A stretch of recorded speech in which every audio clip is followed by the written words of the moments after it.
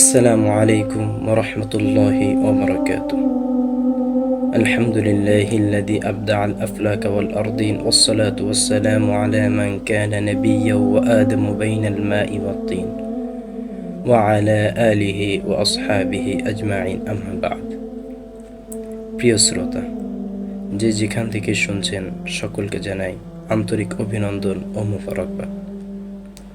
আজকে আমরা এক মহৎ সাহাবীর জীবনে নিয়ে আলোচনা করব, যিনি শুধু সাহাবী নন, বরঞ্চ যিনি ঈমান, ব্যবসায়িক প্রজ্ঞা, দানশীলতা এবং রাসূলুল্লাহ সাল্লাল্লাহু আলাইহি ওয়াসাল্লামের প্রতি অগাধ ভালোবাসায় ছিলেন অনন্য।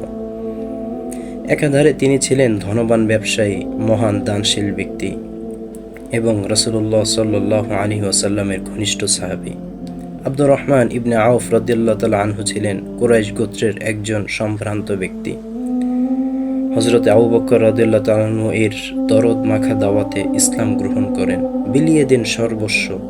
তার ইসলাম গ্রহণের পর থেকেই শুরু হয় নির্যাতন, কিন্তু তাতে কি সামান্যটুকুও টলাতে পারেনি তার ঈমান। যত নির্যাতন বাড়ে ততই তার ঈমানও বেড়ে যায়। সুবহানাল্লাহি ওয়া বিহামদি।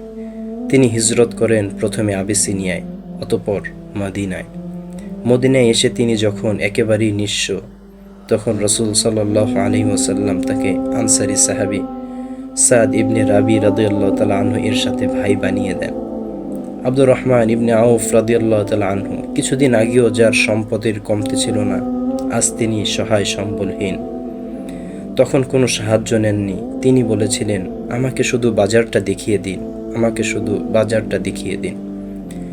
এরপর নিজ পরিশ্রম ও সততা দিয়ে অল্প দিনেই হয়ে উঠলেন মদিনার অন্যতম ধনী ব্যবসায়ী।